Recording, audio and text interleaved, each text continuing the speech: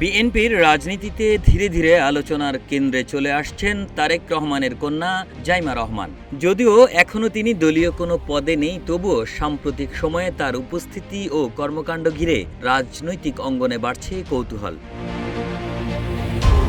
London থেকে পরিবারের সঙ্গে দেশে ফেরার পর থেকেই জাইমা রহমানকে ঘিরে আলাদা নজর দেখা যাচ্ছে। সীমিত কিছু সংখ্যক অনুষ্ঠানে অংশ নিলেও বিএনপির দলীয় ফেসবুক পেজ ও সংবাদ মাধ্যমে তার উপস্থিতি নিয়মিতভাবে তুলে ধরা হচ্ছে।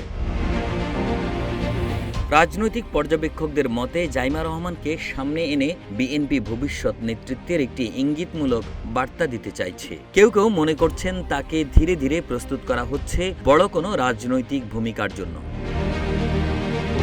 আরেকটি ব্যাখ্যা হচ্ছে আসন্ন নির্বাচনকে মাথায় রেখে তরুণ ও নারী ভোটারদের আকৃষ্ট করতেই এই কৌশল নিয়েছে দলটি। বিশেষ করে ২০২৪ সালের গণ অভ্যুত্থানে অংশ নেওয়া তরুণ প্রজন্মের সঙ্গে সংযোগ তৈরির একটি প্রচেষ্টা হিসেবেও বিষয়টি দেখা হচ্ছে। শিক্ষাগত দিক থেকে জাইমা রহমান পশ্চিমা শিক্ষায় শিক্ষিত।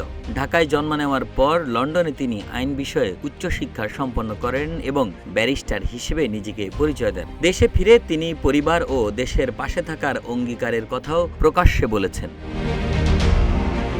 দেশে ফেরার পর নারী নেতৃত্ব, তরুণদের ভাবনা ও সাংস্কৃতিক আয়োজন এসব কর্মসূচিতেই তাকে বেশি দেখা যাচ্ছে। যদিও এখনও তিনি সরাসরি নির্বাচনী প্রচারে নামেননি, তবে তিনি ভবিষ্যতে সরাসরি রাজনীতিতে নামবেন কিনা কিংবা নেতৃত্বের ভূমিকায় আসবেন কিনা সেই প্রশ্নের উত্তর সময় বলে দেবে।